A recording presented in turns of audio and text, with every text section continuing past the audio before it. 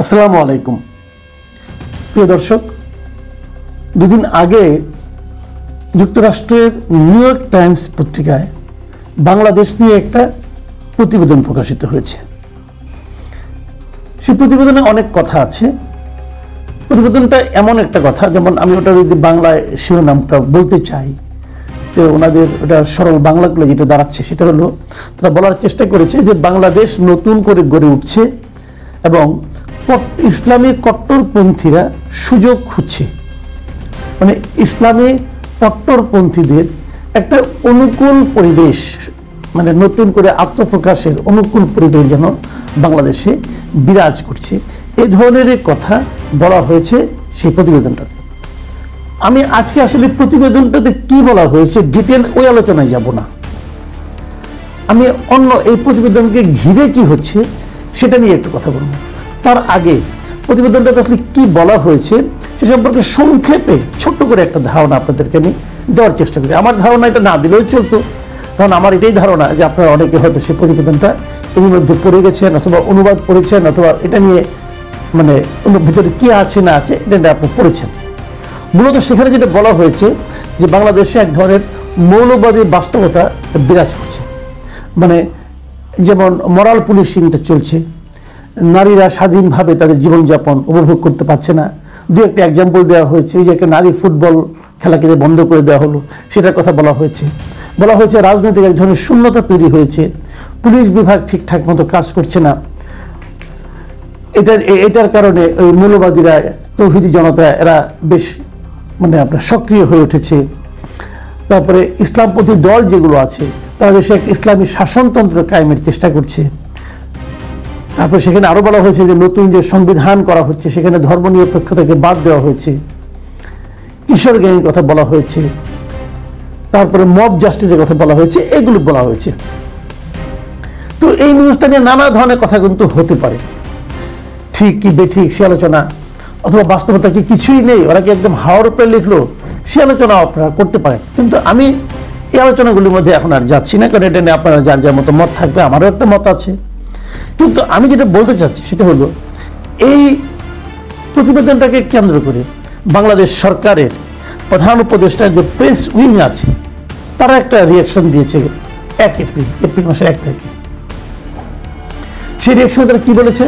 তারা রিয়াকশনে বলেছে যে বাংলাদেশ নিয়ে নিউ ইয়র্ক টাইমসের প্রতিবেদন মিসলিডিং, মানে প্রতিবেদনটা ঠিক হয়নি এবং এটা ভিন্ন দিকে ইঙ্গিত করছে, মানুষকে অন্যভাবে প্রভাবিত করার চেষ্টা করছে নেগেটিভ অর্থে। এই ধরনের কথাবার্তা প্রেস উইং থেকে বলা হয়েছে। এখন আমার কথা হলো কি, প্রেস উইং কেন এই কথাটা বলে, আমি এটা নিয়ে আসলে আলোচনা করতে যাচ্ছি। এবং প্রেস উইং কি বলেছে, প্রেস উইং যেটা বলার চেষ্টা করেছে, প্রেস উইংয়ের যে বিবৃতি ছিল, বিবৃতি হুবহু যেটা লেখা হয়েছে সেখানে বলা হয়েছে নিউ ইয়র্ক টাইমসের এই নিবন্ধটি বাংলাদেশ সম্পর্কে একটি বিভ্রান্তিকর ও একপক্ষীয় ধারণা তৈরি করেছে, যেখানে দেশটিকে ধর্মীয় চরমপন্থার করাল গ্রাসে পতিত হতে চলেছে বলে উপস্থাপন করা হয়েছে। হ্যাঁ, তাই করা হয়েছে, কিন্তু এটাকে তারা বলছে মিসলিডিং, মানে এটা সত্য না। এবং সেটা যুক্তি দিয়ে বলা হচ্ছে, প্রবন্ধটিতে কিছু ধর্মীয় উত্তেজনার ঘটনা এবং রক্ষণশীল আন্দোলনের কথা বলা হয়েছে, কিন্তু এর বিপরীতে দেশের সামগ্রিক উন্নয়ন ও সমাজের অগ্রগতির দিকটি উপেক্ষিত হয়েছে। তার মানে যে ঘটনাগুলির কথা সেখানে উল্লেখ করা হয়েছে সেটা নিয়ে কিন্তু প্রেস উইংয়ের কোনো বক্তব্য নেই। প্রেস উইংয়ের বক্তব্য হলো, সেগুলো যখন উল্লেখ করা হয়েছে তখন পাশাপাশি অনেকগুলি জায়গায় যে বাংলাদেশ ভালো করছে সেই কথাগুলি উল্লেখ করা হয়নি। আমি না প্রেস উইংয়ের মেধা দেখে মাঝে মাঝে হতবাক হয়ে যাই। এখানে কয়েকজন সাংবাদিক আছেন, এরা মোটামুটি একদম সাংবাদিকতা যখন করতেন একদম যে খারাপ করতেন আমি তা বলবো না, ভালোই ছিলেন, কিন্তু আমি বুঝতে পারি না তাদের মেধা এত কম কেন। যখন আলোচনা, আপনি একটা কথা ভাবেন তো, ধরা যাক, আমি একটা কথা বলি, ধরা যাক আপনার বেকায়দা রকম জায়গায়, খুব সংবেদনশীল জায়গায় একটা ফোড়া হয়েছে, আপনি ওটার জন্য কাতরাচ্ছেন। আমাকে জিজ্ঞাসা করলো হলো ওনাকে কেমন দেখলেন, আমি আপনার কথা উল্লেখ করে বললাম উনি তো ফোড়ার ব্যথায় কাতর। আমি ভুল বলেছি ভাই। এখন আরেকজন লোক সে যদি আমাকে বলে, না মাসুদকে বলে আপনি ভুল বলেছেন, ওনার ফোড়া হয়েছে বেকায়দা জায়গায় হয়েছে, উনি এই জন্য বসতে পারছেন না, নড়তে, এটা ঠিক আছে, কিন্তু সারা শরীরে যে চোখটা ভালো আছে, কানটা ভালো আছে, নাকটা ভালো আছে, ওদিকে আপনার চোখ গেল না, খালি পশ্চাৎ দেশে একটা ফোড়া হয়েছে এটা আপনি উল্লেখ করলেন। উনি কিন্তু বলতে পারেন, আমার কাছে এই কথাটা এমন মনে হচ্ছে, মানে আপনার চোখ, নাক, কান সবই ভালো আছে, তাই বলে কি আপনি পশ্চাৎ দেশের ফোড়ার চিকিৎসা করবেন না? করবেন তো? ডাক্তারের কাছে যাবেন না? যাবেন তো। আপনার অবস্থা বর্ণনা করতে গেলে ওই জায়গার কথাটা আসবে না? আসবে তো।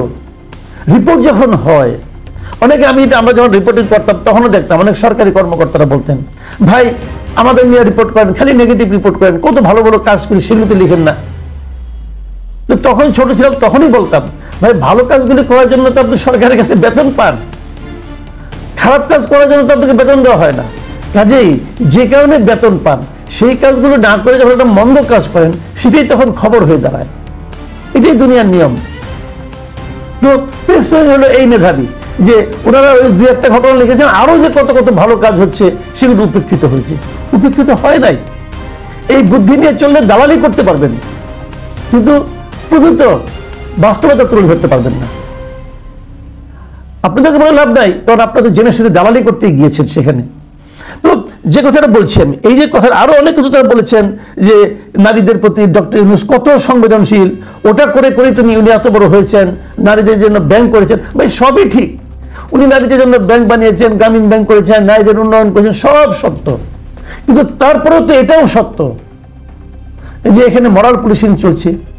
এটাও তো সত্য যে একটা নারী কোথায় কি পোশাক পরে গেল সেটা নিয়ে তাকে সবার সামনে কথা শুনতে হচ্ছে, তার ওড়না কোথায় থাকলো কোথায় থাকলো না এটা নিয়ে তাকে হেনস্থা হতে হচ্ছে, এবং ওই হেনস্থাকারীকে ছাড়িয়ে নিয়ে যাওয়া হচ্ছে।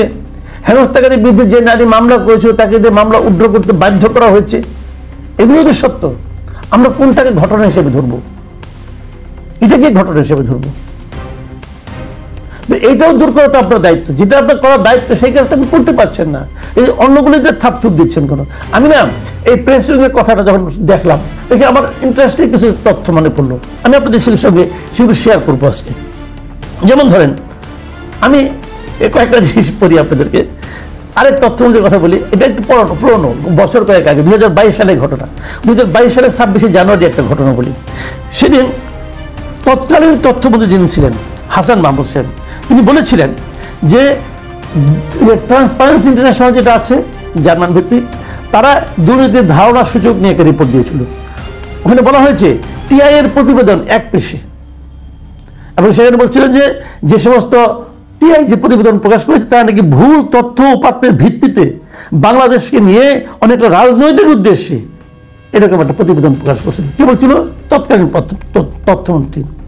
এবং আরেকটা ওই সময় তথ্যমন্ত্রী যিনি ছিলেন হাসান মাহমুদ সাহেব, তিনি বলেছিলেন আরেকটা রিপোর্ট ওই সময়ে যে পক্ষপাত দুষ্ট হয়ে অ্যামনেস্টি ইন্টারন্যাশনাল নাকি বাংলাদেশের ব্যাপারে লেখালেখি করে, এই জন্য অ্যামনেস্টি ইন্টারন্যাশনাল ইটসেলফ তার নাকি গুরুত্ব হারাই গেছে। কি বলছিল হাসান মাহমুদ সাহেব।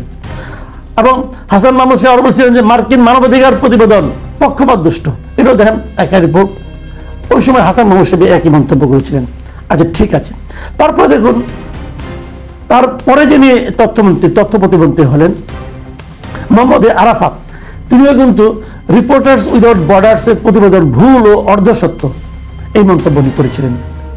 তারপর মুক্ত গণমাধ্যম নিয়ে উনি একই কথা বলেছিলেন যে মুক্ত গণমাধ্যম সূচক নিয়ে এই রিপোর্টার্স উইদাউট বর্ডার্স ওদের প্রতিবেদন পক্ষপাত দুষ্ট এই কথা বলেছিলেন ওই তথ্য প্রতিমন্ত্রী। মানে একই ভাষায়, যে ভাষায় আজকে প্রেস উইং কথা বলছেন, ঠিক এই একই ভাষায় আওয়ামী লীগ সরকারে যারা তথ্যমন্ত্রী ছিলেন কথা বলতেন, আওয়ামী লীগ সরকারের মন্ত্রীরা কথা বলতেন একই ভাষায়। তখন বাংলাদেশ নিয়ে পশ্চিমা মিডিয়াতে, পশ্চিমা বিভিন্ন সংগঠন, পশ্চিমা বিভিন্ন পত্রপত্রিকা যে লেখাগুলি হতো তারা বলতেন সেগুলো অর্ধসত্য, কখনো বলতেন পক্ষপাত দুষ্ট। আর আজকে আমাদের প্রেস উইং বলছে যে পক্ষপাত দুষ্ট। মানে যখনই যা হচ্ছে আমার সরকারের বিরুদ্ধে গেলে সেটা পক্ষপাত দুষ্ট, এবং সেটাকে প্রমাণ করার জন্য যত জ্ঞান আছে, যত অপজ্ঞান আছে, মানে দুষ্ট জ্ঞান যেগুলি বলি আমরা, সেগুলি নিয়ে সবাই ঝাঁপিয়ে পড়ছে। মানে আমার সমালোচনা করলেই তথ্য দুষ্ট হয়ে যাচ্ছে, আর আমার পক্ষে বললেই এটা একদম বাস্তবতা সম্পন্ন হচ্ছে। হাসিনা আমলে যখন হতো তখন এই লোকগুলি যারা এখন প্রেস উইংয়ে আছেন তারা কিন্তু উল্টো কথা বলতেন। আবার যখন উল্টে গেছে এখন আপনি যাই দেখেন হাসিনা যারা অনুরক্ত ছিল, ভক্ত ছিল, তারা আবার এটাকে বলছে যে এটা খুব সঠিক কথা লেখা হয়েছে। ভাই আমরা এই দলের বাইরে কবে উঠতে পারবো? এইটা নিয়ে আমার আপত্তি যে দলের বাইরে উঠেন, বাস্তবতাকে মেনে নেন, বাস্তবতাকে স্বীকার করেন। বাস্তবতাকে স্বীকার করলেই কেবল বাস্তবতার যে ভুলগুলো আছে, সমস্যাগুলো আছে সেগুলো নিরসন করতে পারবেন। যদি আপনি ফোড়ার অস্তিত্বকে স্বীকারই না করেন তাহলে ফোড়ার চিকিৎসা কিভাবে করবেন? তো সারা জীবনকে